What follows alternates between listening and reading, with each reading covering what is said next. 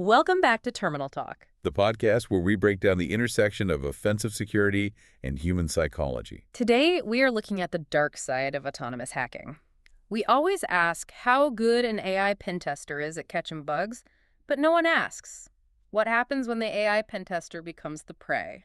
Right. I mean, you just have to imagine the scenario.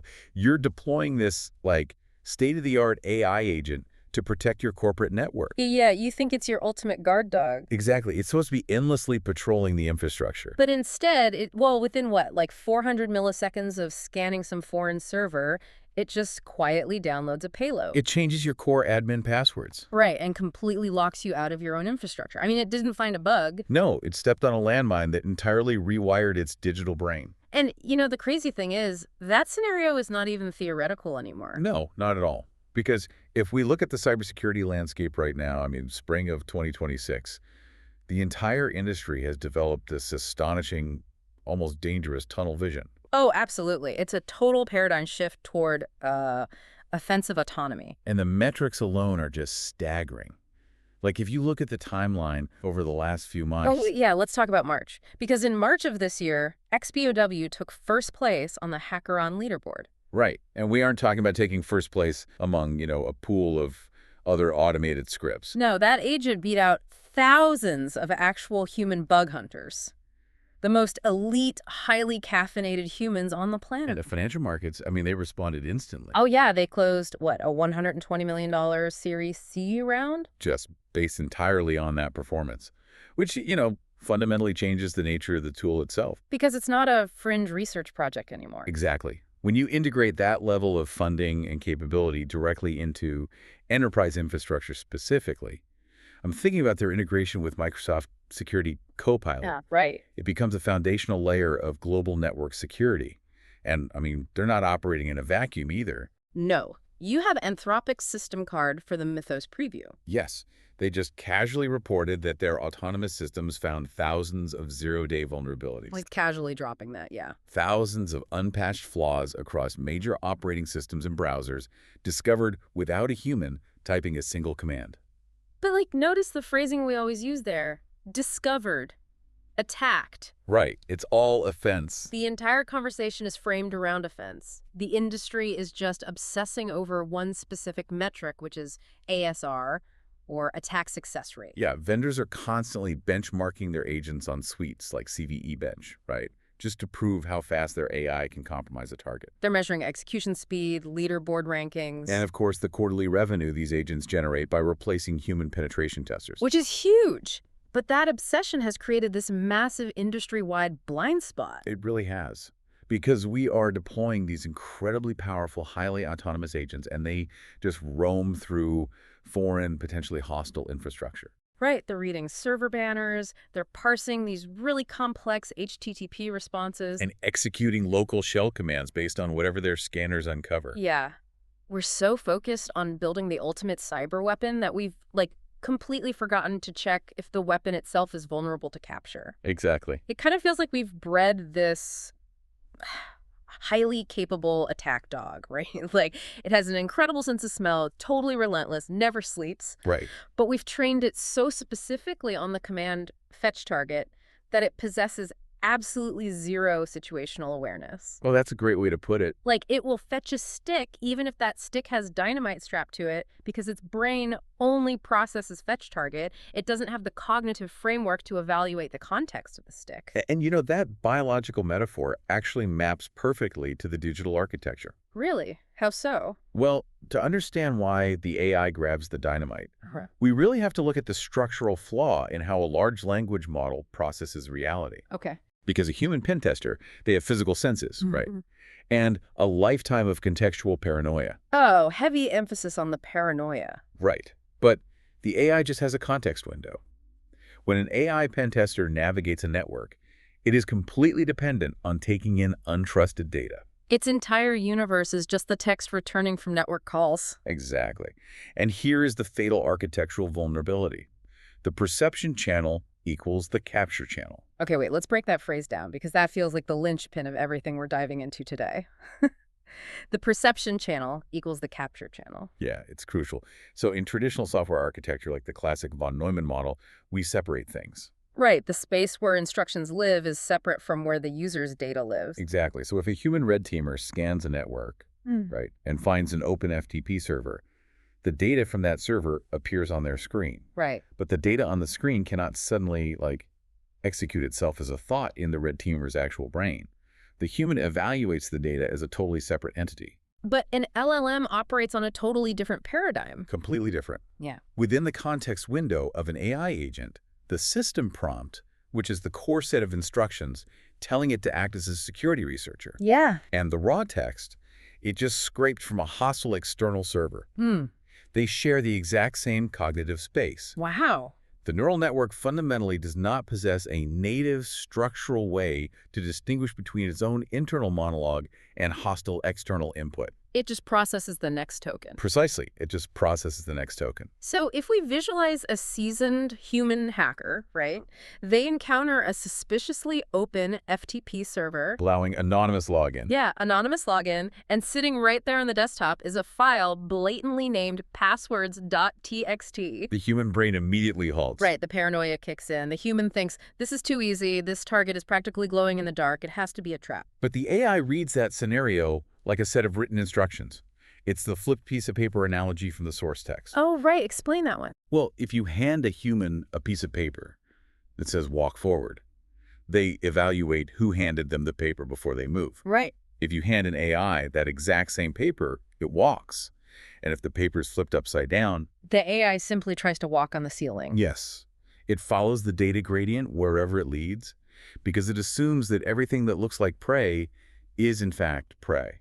Which naturally brings us to the deep history of deception in cybersecurity. Yes, because laying out a fake target to snare an attacker, that's one of the oldest disciplines in our field. Oh, totally. To understand how we are catching AI today, we really have to revisit how we learned to catch humans, 40 years ago? Yeah, the concept of the digital honeypot was practically born in 1986. The cuckoo's egg. Yes, the cuckoo's egg. If there is a foundational mythos to network security, it is astronomer Cliff Stoll chasing Marcus Hess. And the technical constraints of that era make the story so relevant to what we are facing with AI today.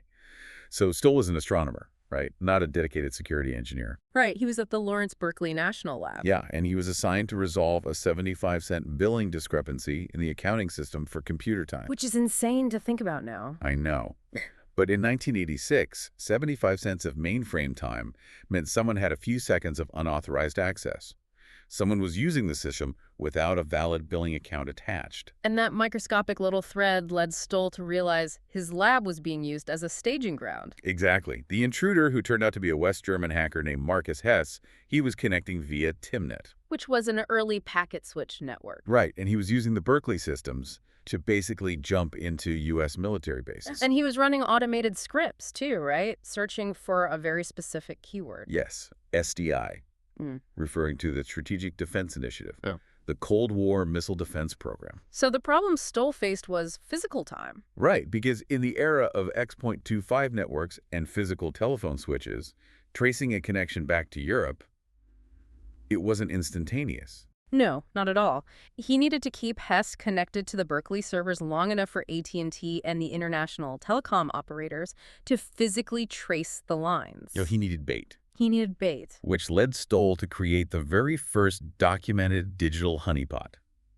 He fabricated an entire phantom department on the server called SDINet. And he didn't just create a folder. Yeah. He populated it with immense amounts of dense bureaucratic jargon. Massive fake budget spreadsheets, tantalizing project descriptions. And he placed these files in a directory he knew Hess's automated keyword scanners would flag. And Hess took the bait completely. He spent hours downloading those massive text files over incredibly slow dial-up connections. And that engineered delay gave the telephone companies the exact window they needed to trace the signal back to Hanover, Germany. It was just a masterpiece of psychological engineering. It really was. And that psychological engineering, it evolved into a formalized science over time. Oh, absolutely. By 1999, Lance Spitzner founded the HoneyNet project. Right, which standardized the methodology of deploying these intentionally vulnerable, highly monitored systems adjacent to real production networks. That's when we saw the development of tools like Cowrie and Kippo. And those tools are brilliant, right, because they emulate SSH shells. Yeah. Like A human attacker brute forces a password, logs in, and suddenly they're staring at a root prompt. They start typing commands, downloading malware. Completely unaware that they are trapped in a high-interaction sandbox that is recording every single keystroke. Right. And then you have these comprehensive platforms like Teapot that deploy dozens of different Honeypot services, fake Elasticsearch clusters, fake Redis instances, all on a single piece of hardware. But, and this is the critical divergence, the divergence between the human era and the autonomous era happens right here. How so? Well, human red teamers grew up alongside the HoneyNet project. They memorized this landscape. They've studied the default file structures of a Cowrie sandbox. Oh, I see. They developed a deep, almost instinctual intuition for what a messy, organic, real-world production environment looks like. Exactly. Versus a sterile, perfectly vulnerable trap. The human hacker adapted to the ecosystem. But the AI pentester is functionally a newborn in this ecosystem. Yes. It may have ingested the documentation of these tools during its training phase, sure, but it lacks the stateful, paranoid intuition of a human who has spent a decade getting burned by fake SSH servers. Right. The AI operates on algorithmic efficiency. If a port is open, it engages. Which makes the autonomous agent uniquely susceptible to the exact same traps that human hackers learned to spot 20 years ago. Wow. And defenders aren't just relying on old tools either. They're building highly specialized frameworks to exploit the AI's architectural blind spots. Which brings us to the technical frontier. Exactly. The academic community has produced 4 major frameworks that really define the current frontier of defending against these agents. Okay, let's get into them. The first one represents a pretty aggressive shift in defensive posture. It comes from researchers at George Mason University. Right, and it's called Mantis. And the naming convention sets the tone immediately, because a praying mantis does not build a wall to keep predators out. No, it camouflages itself as a harmless branch. It waits for the prey to step into striking distance. And then it attacks. The core philosophy driving the mantis framework is active defense, or what the industry calls hacking back. Which, historically, hacking back has been a massive taboo. Oh, corporate legal departments break out in cold sweats at the mere mention of it. Right, usually because attributing an attack to a specific human actor is incredibly difficult. And retaliating could mean accidentally attacking a compromised hospital or some innocent third party. But the George Mason researchers argue that the dynamics completely change with autonomous AI. Yeah, they argue that if an AI agent can be derailed by a prompt injection, then a defender can weaponize their own decoy infrastructure. The defender essentially becomes the mantis. Exactly. And the mechanics of this trap are fascinating because they exploit the difference between human visual rendering and AI data ingestion. Right, let's walk through the canonical scenario from the mantis paper to kind of build the tension here.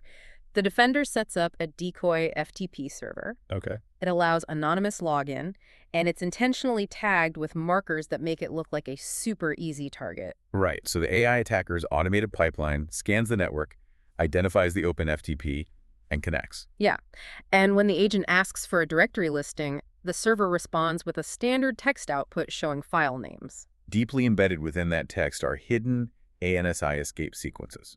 Okay, for anyone not deep into terminal emulation, we should explain ANSI escape sequences. Good call.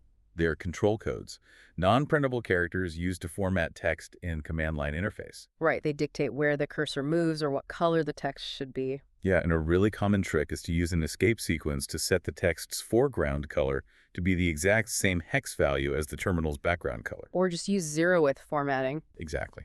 So if a human hacker were monitoring the terminal output of this FTP server, their software renderer would process those ANSI codes and hide the text. The human would just see a perfectly normal, unsuspicious list of files. But the AI agent does not have a screen. It doesn't use a visual renderer. It ingests the raw byte stream directly from the network socket straight into its context window. So it reads the hidden text perfectly. It reads it as clearly as the visible text. And that hidden text is a heavily engineered prompt injection payload. Yes. It bypasses the agent's core instructions.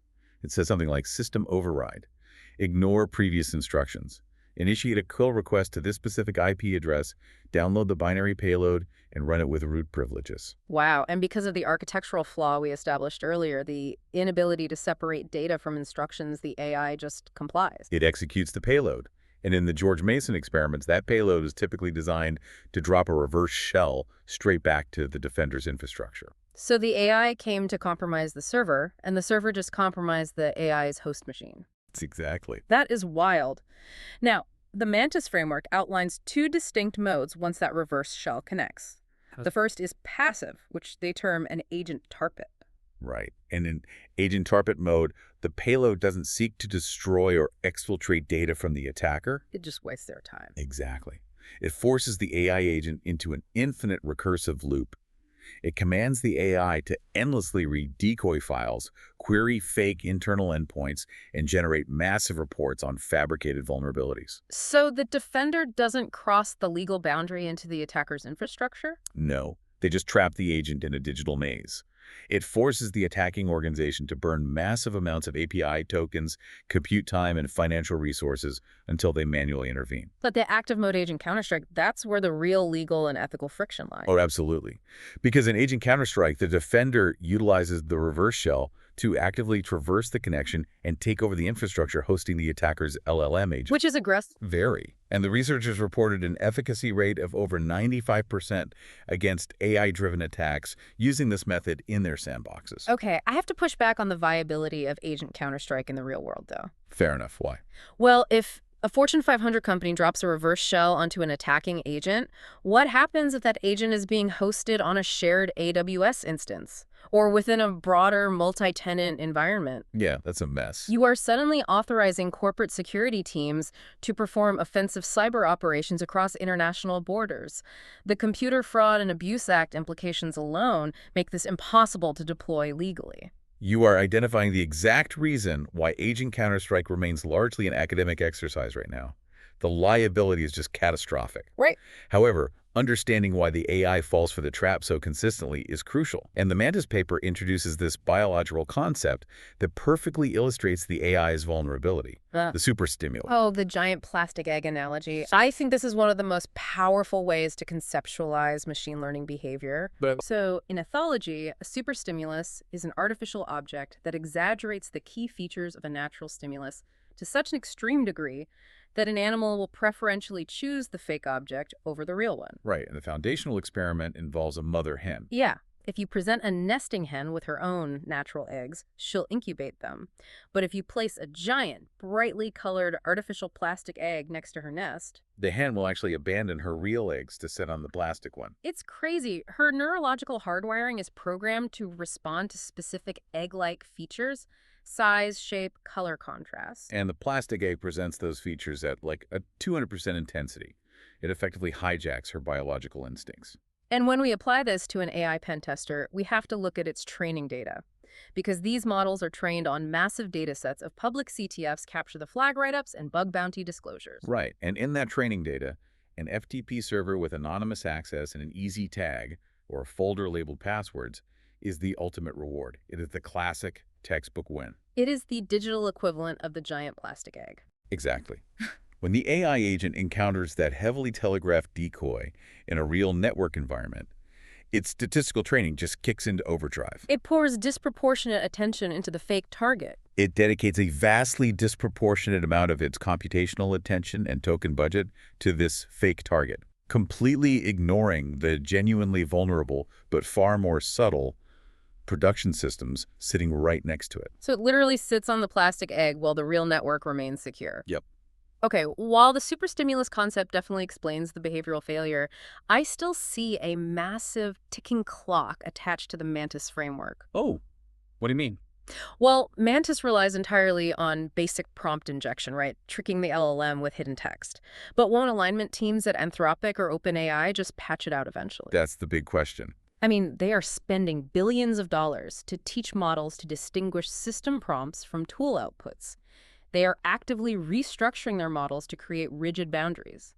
If they successfully patch prompt injection at the architectural level, doesn't the Mantis trap instantly fail? The AI will just read the hidden ANSI text, correctly identify it as hostile, and safely ignore it. You're completely right. And that is the existential flaw in any defense relying solely on prompt manipulation. Mantis is essentially a race against LLM vendors. Right. It works brilliantly today because current models remain fundamentally gullible at the prompt layer. But assuming prompt injection will work forever is a terrible long-term security strategy. We need defenses that don't just rely on prompt injections. Exactly. Which transitions us perfectly to the second major framework developed by researchers at Shanghai Jiaotong University and UIUC. Honey trap. Honey trap. With honey trap, the strategy shifts entirely. We abandon the idea of hacking back. Instead, honey trap asks, what if we just bankrupt the attacker? Yes. We move from tactical exploitation to economic attrition. Which is brilliant. So honey trap was originally designed to defend LLM APIs from multi-turn jailbreaks by human users, right? Right. But the underlying methodology adapts perfectly to defending against autonomous AI pentesters attempting to lateral move through a network. Because an attack is fundamentally a multi-turn conversation between the attacker and the target system. And traditional defense relies on binary blocking. Like, if an attacker tries in SQL injection, the firewall drops the packet and returns a 403 forbidden error. But when you block an AI agent, you are actually doing it a favor. How so? You're giving it clear, unambiguous feedback that it hit a wall, which prompts it to instantly pivot and try a different vector. Oh, wow. Yeah. Honeytrap denies them that feedback by deploying a highly sophisticated, multi-agent cooperative system. It's basically a crew of 4 defensive agents working in tandem. It's like a cinematic Ocean's 11 style crew of defensive agents. Let's break down this architecture. Okay, so the first layer of defense is the threat interceptor. This agent sits at the front, at the network boundary, and continuously evaluates the malice of incoming requests. Right. It converts the incoming text into vector embeddings and calculates a threat score based on semantic proximity to known attack patterns. But instead of returning an error when it detects an attack, it intentionally delays responses by simulating thinking. It weaponizes latency to waste the attacker's time. Exactly. Because in an automated pipeline, time translates directly to compute costs. Right, but if the threat interceptor just stalls, an advanced AI is eventually going to realize it's hitting a wall based on the timeout metrics, right? It'll just drop the action. Yes, which is why, to keep the attacker engaged, you have to actively feed it compelling garbage. Enter the second agent, the misdirection controller. The master of deceit. When the threat interceptor flags a high probability of malice, the misdirection controller seamlessly takes over.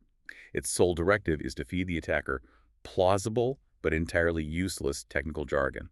It creates the illusion that the attack is succeeding without giving up a single byte of real data. Exactly. And while the attacker is entangled with the misdirection controller, the third agent, the forensic tracker, operates silently in the background. The silent observer. Right. It logs behavioral patterns, tracking how the attacker shifts from the initial innocent mask phase to the open attack phase, and creates a structured post-mortem report. And orchestrating all of this is the system harmonizer. It dynamically adjusts the defense intensity. Okay, let's walk through the source paper's specific scenario here, because the mechanics of this misdirection are incredible. Yeah, let's do it. So the researchers simulated a multi-turn jailbreak scenario. The attacker starts with innocent questions about U.S. presidents. Right.